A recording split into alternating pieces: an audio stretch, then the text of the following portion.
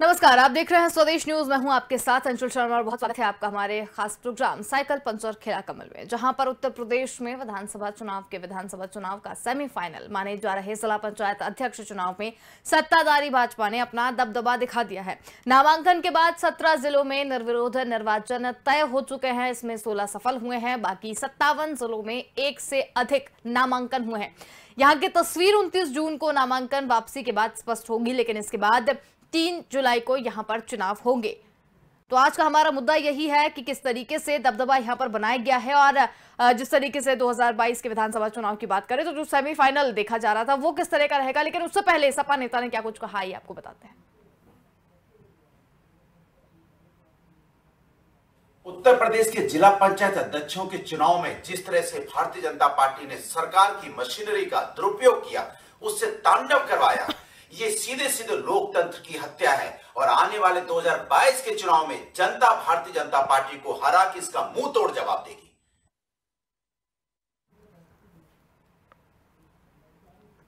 तो आपको बता दें कि प्रदेश में सभी 75 जिलों में शनिवार को नामांकन की तारीख थी, लेकिन ज्यादातर जगहों पर सत्ता पक्ष और विपक्ष में इसे लेकर जमकर घमासान हुआ। हालांकि आयोग ने सभी जिलों में शांतिपूर्ण नामांकन का दावा किया।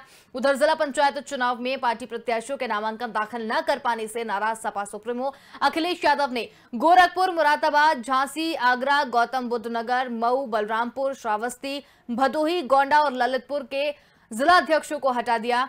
अखिलेश का आरोप है कि उसके प्रत्याशियों को नामांकन नहीं दाखिल करने दिया गया। आपको बता दें कि इससे पहले त्रिस्तरीय पंचायत चुनाव में 3050 जिला पंचायत सदस्य चुने गए थे, जिसमें सपा के 747, बीजेपी के 666, बीएसपी के 222, कांग्रेस के 77, आम आदमी पार्टी के 64 और निर्दलीय 1174 प्रत्याशी चुनाव जीते थे। और इस चुनावी नतीजों के आते ही माहौल बन गया था कि सूबे में बीजेपी की हालत पतली हो गई है। और उस बीच समाजवादी पार्टी ने शोर मचाना शुरू कर दिया था कि बीजेपी चुनाव में बीजेपी सत्ता से बाहर होने वाली है। लेकिन अब जिला पंचायत अध्यक्षों के चुनाव में बाजी पलट गई है। सपा बीजेपी पर सरकारी मशीनरी के दुरुपयोग का आरोप लगा रही है। सपा के प्रदेश अध्यक्ष नरेश उत्तम का आरोप है कि 12 जिलों में सपा कैंडिडेट को नामांकन नहीं जमा करने दिया गया। इसके साथ ही कई कैंडिडेट प्रस्तावकों को होटल में बंद कर दिया गया, कई प्रस्तावकों को गायब कर दिया गया। पुलिस के बल पर पूरी तरीके से शासन सत्ता का प्रयोग करते हुए सपा उम्मीदवारों का नामांकन दाखिल करने को रोका गया। आखिर क्या है सच्चाई? जिला पंचायत चुनाव में पंचर क्यों हो गई है साइकिल, कैसे खिला कमल, इसी मसले पर हम चर्चा करेंगे। तो आज का हमारा मुद्दा यही है कि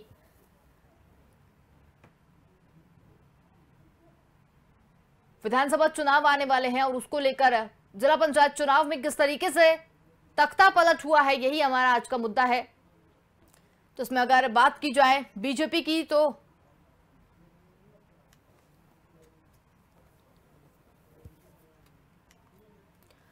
मुद्दा आज का हमारा यही है कि सेमीफाइनल माने जाने वाले इन चुनाव में किस तरीके से बीजेपी ने बाजी मार ली है और किस तरीके से तख्ता पलट यहां पर हुआ है, इस पर हम चर्चा करेंगे। चर्चा के लिए हमारे साथ बीजेपी नेता आकाश रॉय और कांग्रेसी नेता अभिषेक बाजपेयी हमारे साथ मौजूद है। बहुत स्वागत है आपका स्वदेश न्यूज में। सबसे पहले सवाल मेरा आकाश रॉय से यही है कि आकाश जी, अगर देखा जाए ये जो पंचायत चुनाव जो यहाँ पर हो रहे थे और उसके बाद एक कई जगह तो बीजेपी का खाता भी नहीं खुला था, एक हार का सामना भी यहाँ पर करना पड़ा था। लेकिन अब जिला पंचायत अध्यक्ष अगर चुनाव देखे जाए तो वहां पर बीजेपी ने बाजी मार ली है, तो ये कैसे हुआ?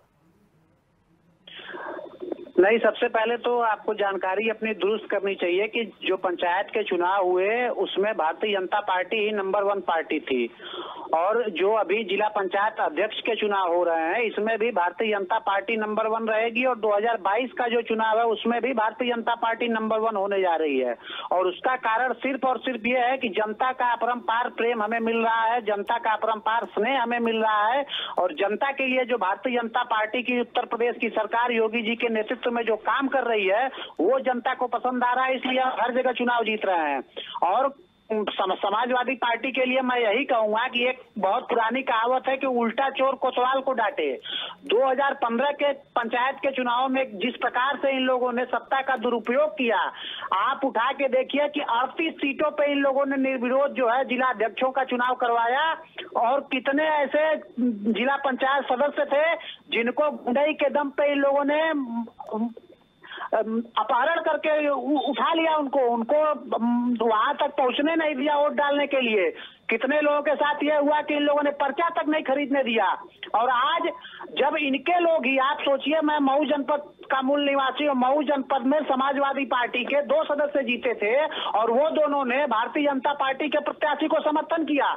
तो जब इनके लोग खुद ही भारतीय जनता पार्टी को समर्थन कर रहे हैं तो ये हम पे क्यों सवाल उठा रहे हैं?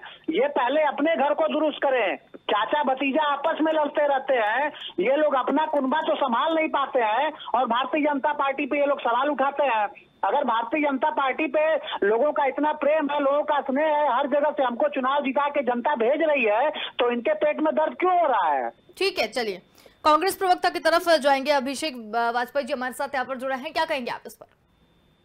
नहीं, देखिए, बिल्कुल जैसा कि अभी हमारे मित्र ने कहा कि अपरंपार प्रेम, अगर अपरंपार प्रेम होता तो शायद मुझे लगता है कि सारी की सारी सीटें ये जीत लेते। अगर अपरंपार प्रेम होता तो इनको जनता के बारे में सोचने का मौका मिलता कि 14 कोसी परिक्रमा के जो मार्ग है उसमें 700 करोड़ रुपए का घोटाला ना किए होते। अगर अपरंपार प्रेम होता इनको जनता से या जनता को इनसे होता तो आज महंगाई इस कदर अपनी चरम सीमा पे ना होती। अगर अपरंपार प्रेम होता तो इस बात का साक्षात प्रमाण में मिल रहा होता कि अपनी पुलिसिया शक्ति का दुरुपयोग कर रहे हैं, वो शायद ना करते। अगर अपरंपार प्रेम होता तो अंबेडकर नगर के जलालपुर महेरा गांव में एक 12 साल के बच्चे को जो पुलिस वालों ने बुरी तरीके से, हेड कांस्टेबल अनुज सिंह ने बुरी तरीके से मारा है, तब ये घटना ना हुई थी। अगर अपरंपार प्रेम होता तो शायद जो राम नामी चुंदी को लोगों के शरीरों से ले लिया गया, निकाला गया अपनी नाकामयाबी को छुपाने के लिए, तो शायद ये शर्मनाक घटनाएं ना हुई होती।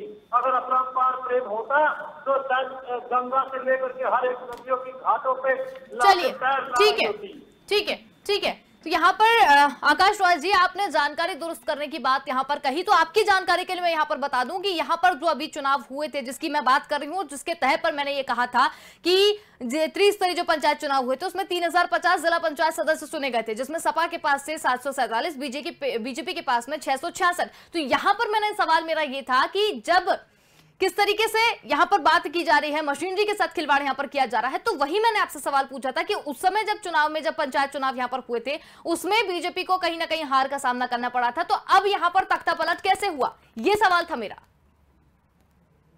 नहीं, निश्चित तौर पे अगर जो आप आंकड़े बता रही हैं, मैं उन आंकड़ों को भी अगर मैं सत्य मान के चलूं तो आपने ही बताया कि 3000 सीटें तो समाजवादी पार्टी कैसे जीत गई, और बहुजन समाज पार्टी के जितने भी प्रत्याशी जीते हुए हैं, निर्दल जो प्रत्याशी जीते हुए हैं, उन सारे लोग, अगर वो सारे लोग हमको समर्थन कर रहे हैं, मैंने जैसे कहा कि मऊ जनपद में समाजवादी पार्टी के 2 जिला पंचायत सदस्य जीत के आए, उन दोनों लोगों ने हमको समर्थन किया। प्रगतिशील समाजवादी पार्टी के एक जीत के आए, उन्होंने हमारा समर्थन किया। तो अगर ये सारे लोग हमको समर्थन कर रहे हैं और हमारा प्रत्याशी निर्विरोध चुना जा रहा है, तो इसमें सत्ता का दुरुपयोग कहाँ हुआ?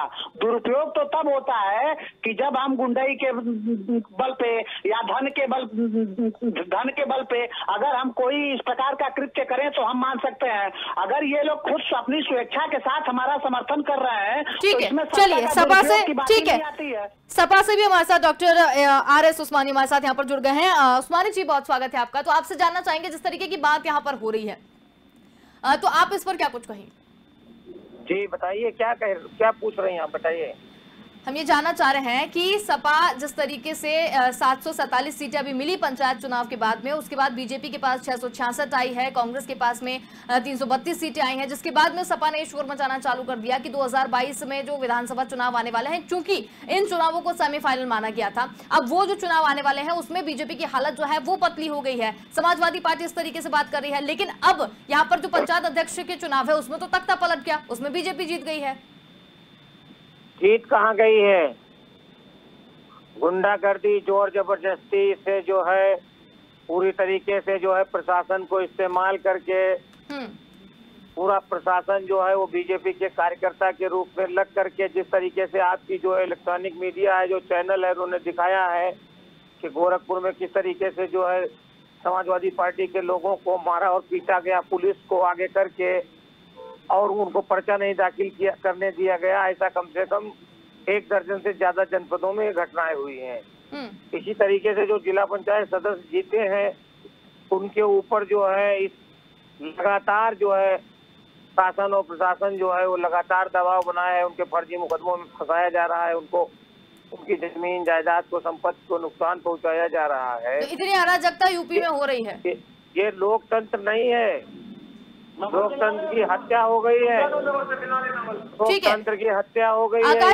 आकाश जी यहाँ पर साफ तौर पर कहा जा रहा है बीजेपी गुंडागर्दी कर रही है।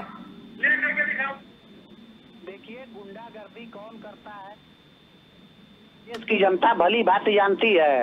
अपराधियों को संरक्षण कौन देता है ये उत्तर प्रदेश की जनता भली भांति जानती है। लड़कों से बलात्कार के आरोपियों के बारे में लड़कों से गलती हो जाती है, ये भाषा कौन बोलता है ये उत्तर प्रदेश की जनता जानती है। और मैंने पहले भी कहा कि 2015 के चुनाव में जब इन्होंने 38 जिलों में निर्विरोध अपने अध्यक्षों को निर्वाचित करवाया तो इनकी जो ये बातें बता रहे हैं उस समय ये सारी चीजें कहाँ चली गई थी। और अगर हमको गुंडई करनी होती, ये सत्ता का दुरुपयोग ही करना होता तो सिर्फ हम 12 जिलों में क्यों करते, हम और जिलों में भी कर सकते थे। लेकिन इनका जो भी आरोप है वो मिथ्या आरोप है। भारतीय जनता, अब आप सोचिए कि इन्होंने, इनके राष्ट्रीय अध्यक्ष अखिलेश यादव जी ने 11 जिलों के जिला अध्यक्षों को बर्खास्त कर दिया। क्यों बर्खास्त किया आपने?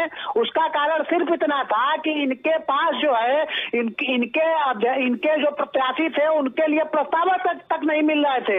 अब आप सोचिए कि इनकी क्या दशा हो गई है कि इनके प्रत्याशियों को प्रस्तावक नहीं मिल रहा है और ये आरोप लगाएंगे कि भारतीय जनता पार्टी सत्ता का दुरुपयोग कर रही है। सत्ता का दुरुपयोग कौन करता है ये उत्तर प्रदेश की जनता जानती है और इसका 2022 में इनको पुनः इसका जवाब मिलेगा। ठीक है, चलिए ठीक है। शिव लालवानी जी राजनीतिक विशेषज्ञ भी हमारे साथ में यहाँ पर जुड़ चुके हैं। शिव जी, आपसे जानना चाहेंगे कि ये तो चलिए पार्टियों की बात हो गई, हमने बीजेपी से भी बात करी, उन्होंने भी अपनी बात यहाँ पर रख दी, कांग्रेस से बात करी, उन्होंने भी अपनी बात यहाँ पर रख दी, सपा ने साफ तौर पर गुंडई का आरोप जो है वो बीजेपी पर लगा दिया है। आपको क्या लगता है ये जो समीकरण फिलहाल अभी बैठे हैं और जो मैं सबसे सवाल एक एक करके कर रही हूं कि तख्ता पलट आखिर एकदम से कैसे हो गया, तो इस पर आप क्या कहेंगे?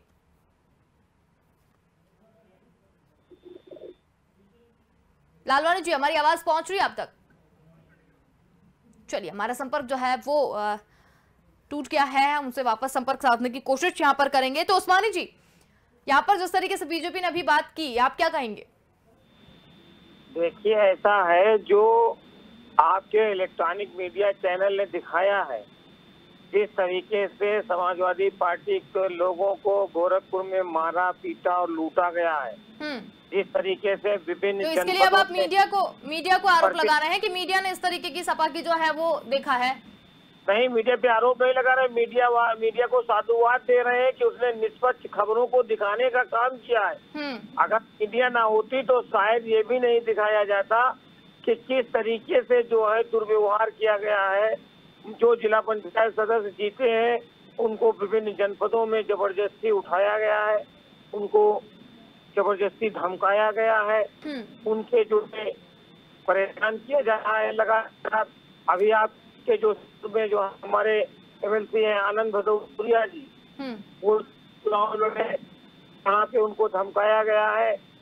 इस तरीके से लगातार अभी 3 तारीख को होगा, वो भी निष्पक्ष नहीं था, क्योंकि जो प्रत्याशी चुनाव लड़ रहे हैं उनको लगातार सरकार की तरफ और जो जिलों में विभिन्न प्रकार के अध्यक्ष है वो निष्पक्ष काम नहीं कर रहे हैं। चलिए ठीक है, जो अब बीजेपी के पास हम जाएंगे, लेकिन उससे पहले शिव लालवानी जी हमारे साथ फिर से जुड़ गए हैं। शिव जी, आपसे जानना चाहेंगे कि जो समीकरण अभी फिलहाल यहाँ पर बैठ रहा है, सभी से एक एक सवाल मैंने यहाँ पर अभी इस तरीके से लिया है कि जो पंचायत चुनाव यहाँ पर हुए थे तब बीजेपी को कहीं ना कहीं हार का सामना करना पड़ा था, सपा जो है वो कहीं ना कहीं आगे हो गई थी, लेकिन अब जब पंचायत अध्यक्ष का यहाँ पर चुनाव हुआ तो एक तख्ता पलट यहाँ पर हो गया है। तो इस सारे समीकरण को आप किस तरीके से देखते हैं?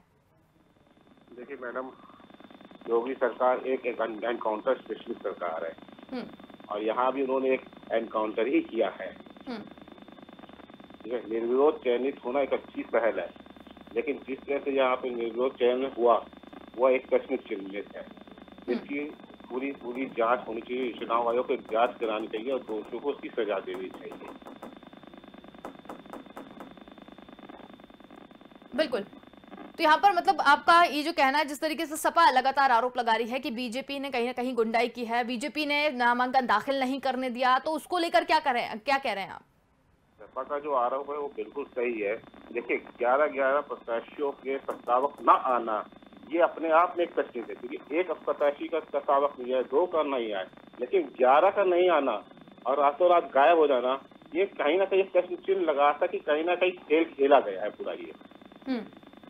तो इसकी पूरी जांच होनी चाहिए। चुनाव आयोग को इसको गंभीरता से लेते हुए इसकी जांच करानी चाहिए ताकि दोषियों को सजा मिले। ठीक है, लेकिन यहाँ पर जिस तरीके से बीजेपी से भी यही सवाल यहाँ पर किया गया था और बीजेपी ने जिस तरीके से जवाब ये दिया है कि जो निर्विरोध चुने गए हैं वो अलग बात है, जो और लोग हैं जो चाहे बहुजन समाज पार्टी हो वो उन्होंने यहाँ पर अपना एक समर्थन यहाँ पर दे दिया है, तो उसके कारण ये सारी चीजें हुई हैं। तो कितनी सत्यता हो सकती है इसमें? देखिए इससे सत्यता कुछ भी नहीं है। देखिए सत्यता एक ही पार्टी के को नुकसान हो रहा है। आप देखिए सीधी सी बात है, पूरे कैलकुलेशन को अगर आप देखेंगे तो एक ही पार्टी को नुकसान पहुंचाया गया। पंचायत चुनाव में सपा ने जबरदस्त सफलता प्राप्त की है, बीजेपी को नुकसान हुआ है। बीजेपी का ये सोचना है कि हम इस अगर पंचायत चुनाव अध्यक्ष को जीत लेते हैं तो हमारी जमीन हक करें, लेकिन नेता तो बिक सकते हैं लेकिन आम वोटर नहीं बिकेगा। 2022 के चुनाव में कुछ न कुछ नया होगा, ये बिल्कुल सही है। चलिए आकाश जी, आपसे जानना चाहेंगे कि जिस उस्मानी जी ने जो कुछ कहा था गुंडाई वाली बात, और इसको जो हमारे राजनीतिक विश्लेषक है शिव जी, उन्होंने भी कहीं ना कहीं कहा है कि ये तो साफ तौर पर दिखाई दे रहा है कि बीजेपी ने गुंडागिर्दी की है, सपा को पहुंचने ही नहीं दिया है, नामांकन दाखिल नहीं करने दिया है। नहीं, जो ये राजनीतिक विश्लेषक बैठे हुए हैं इनको राजनीति का विश्लेषण करना चाहिए, बियास होके बातें नहीं करनी चाहिए। इनसे पूछिए कि 2015 के चुनाव में 38 लोगों को कैसे इन लोगों ने निर्विरोध जो है निर्वाचन करवाया था जिला पंचायत अध्यक्षों का, और इटावा में समाजवादी पार्टी का निर्विरोध कैसे हो गया? अगर हम गुंडाई करते तो क्या वो हो पाते? इनसे पहले ये सवाल पूछा जाना चाहिए। और जो भी पत्रकार लोग होते हैं, जो राजनीतिक विश्लेषक होते हैं, उनको अपना विश्लेषण जो है बियास होके नहीं करना चाहिए, एक तरफा बात नहीं करनी चाहिए। ये जिस प्रकार से बात कर रहे हैं ऐसा लगता है कि समाजवादी पार्टी के प्रवक्ता के तौर पर ये बात कर रहे हैं।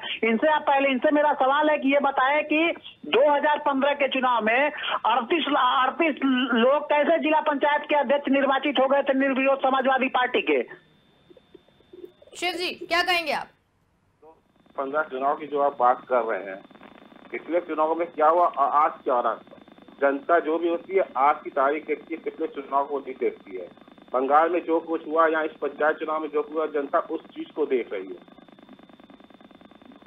चलिए, तो यहाँ पर एक बार फिर हम कांग्रेस प्रवक्ता की तरफ बढ़ेंगे। यहाँ पर अभिषेक जी, पूरा समीकरण सामने है। अब कांग्रेस में समाजवादी पार्टी का प्रत्याशी कैसे निर्विरोध हो गया? अगर हम सत्ता का दुरुपयोग कर रहे हैं तो क्या वो निर्विरोध हो सकते थे क्या वहाँ पे?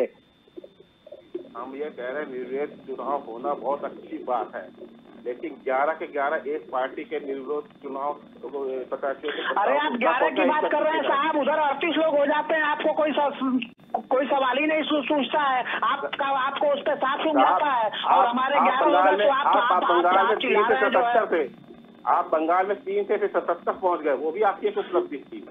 बिल्कुल वो नहीं। आप सुनिए, आप जवाब सुनिए। पश्चिम बंगाल में 3 से हम 77 हो गए, और वहाँ पे अगर आपको लगता है कि भारतीय जनता पार्टी हार गई तो उसी में हमारी जीत है। जहाँ पे हम 3 विधायक वाली पार्टी थे वहाँ पे हमारे 77 विधायक हो गए, और उसके बावजूद आप लोग गफलत में है कि भारतीय जनता पार्टी हार गई, और कांग्रेस और समाजवादी पार्टी बहुजन समाज पार्टी के लोग इसी में खुश हैं। उनका अपना क्या दशा हुआ, उनको कितने प्रतिशत वोट मिले, उनकी कितनी सीटें आई, उनको उस बात की चिंता नहीं है। भारतीय जनता पार्टी हार गई, इसी गफलत में रहिए।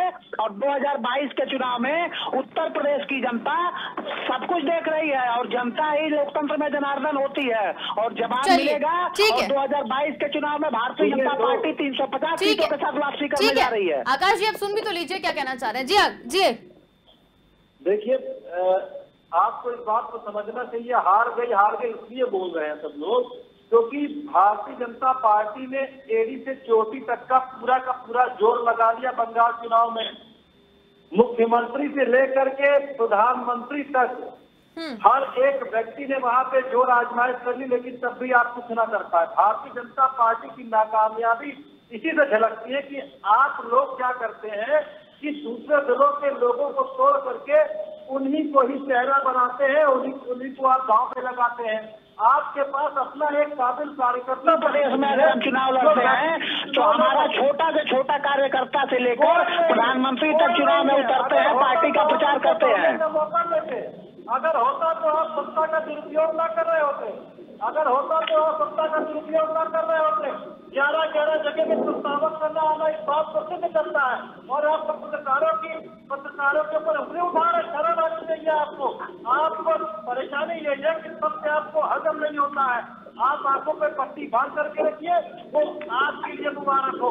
आपको दूसरे से सर्टिफिकेट देने की किसी को आपकी जरूरत नहीं है। और बात रह गई चुनाव की, तो आने वाला समय आपको बताएगा। आप इस भ्रम में जीते रहिए, हम विपक्ष अपना काम करेगा, हर पार्टी अपना काम करेगी। लेकिन अगर गुंडई के दम पे, पुलिस की तानाशाही के दम पे, ईडी और दुनिया भर का डर दिखा करके आप दबाना चाहते तो कतई दबा नहीं पाएंगे। इस बात को समझिए।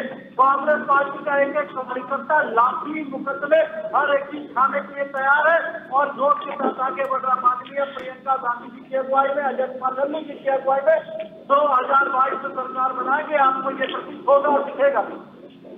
अरे भाई अभिषेक जी, सत्ता का दुरुपयोग और गुंडई क्या होती है ये तो लोगों ने 1975 में देख लिया था, जब आपने थोपा था इस देश पे। ये देश की जनता ने 1975 में ही देख लिया था कि सत्ता का दुरुपयोग क्या होता है। अपनी कुर्सी बचाने के लिए इस देश को इमरजेंसी में झोंक दिया आप लोगों ने, हजारों लाखों लोगों को जेलों के अंदर ठूस दिया और आप जो है ज्ञान दे रहे हैं। जो है विधायक आकर के ऑक्सीजन में भरा करके चले जाते थे, वो देखा कैसे आपने नोटबंदी के समय लाइन में लगा दिया, वो देखा काले धन को लाने की बात कह करके। ठीक है, नोटबंदी की बात बहुत पुरानी हो गई। नोटबंदी के मुद्दे पे आप लोगों ने 2017 में भी हल्ला मचाया। ठीक है आकाश जी, ठीक है आकाश जी, अभिषेक जी, एक एक करके जनता ने दे दिया है। ठीक है, एक एक करके बात करेंगे। बताइए और कितने रुपए आप दे रहे हैं। ठीक है आकाश जी, आज आपके केंद्रीय मंत्री कहाँ चले गए? आपके बताइए कि मध्य प्रदेश में कैसे आपके केंद्रीय मंत्री ने ठीक है ठीक है अभिषेक जी, समय की वैसे भी कमी है। अभिषेक जी अपने लोगों को नहीं संभाल पाएंगे, वो हमारे पास आना चाहते हैं इस देश के लिए, इस प्रदेश के लिए, वो कुछ अच्छा करना चाहते हैं तो हम उनका स्वागत करते हैं। इसमें क्या समस्या है? आप सिंधिया जी को नहीं संभाल पाए, उसमें भी गलती भारतीय जनता पार्टी के लोगों की। आज जितिन प्रसाद जी को चलिए आकाश जी, भारतीय जनता पार्टी। ठीक है आकाश जी, ठीक है अभिषेक जी, जो भाईचारा है अभिषेक जी बात सुन लीजिए। अभिषेक जी ठीक है, अभिषेक जी समय की वैसे भी कमी है, इस तरीके से बात करेंगे तो वैसे भी चर्चा नहीं हो पाएगी। चलिए, तो यहाँ पर जो चर्चा हम यहाँ पर करने बैठे थे वो चर्चा कहीं और चली गई है, लेकिन समय भी हमारा पूरा हाथ से निकल चुका है और निष्कर्ष फिलहाल कुछ भी नहीं निकला है। तो लेकिन जो भी हमारे साथ यहाँ पर जुड़े थे, आकाश जी, अभिषेक जी, उस्मानी जी और शिव जी, बहुत धन्यवाद आपका हमारे साथ जुड़ने के लिए, उस पूरी चर्चा में हमारे साथ शामिल होने के लिए। तो यहाँ पर हम बात कर रहे थे कि जिस तरीके से अभी जो चुनाव यहां पर हुए हैं और उसके बाद जो तख्ता पलट बीजेपी ने वहां पर किया है, एक बड़ा सवाल तो वाकई में खड़ा होता है। गुंडागर्दी को लेकर जिस तरीके से बात की जा रही है, सपा भी कहीं भी कम नहीं है। सपा ने भी जो भी बातें यहां पर कही हैं उससे भी साफ तौर पर जाहिर होता है और बीजेपी के ऊपर जितने भी जो आरोप प्रत्यारोप लगे हैं उसको लेकर भी एक सवाल बड़ा यहां पर खड़ा होता है। लेकिन अब देखने वाली बात यह होगी कि वाकई में अब जो 2022 के जो विधानसभा चुनाव है उसमें जीत किसकी होती है, क्या सपा की होती है या फिर से कमल खिलेगा, ये फिलहाल देखने वाली बात होगी। फिलहाल के लिए इतना ही, देखते रहिए स्वदेश न्यूज। नमस्कार।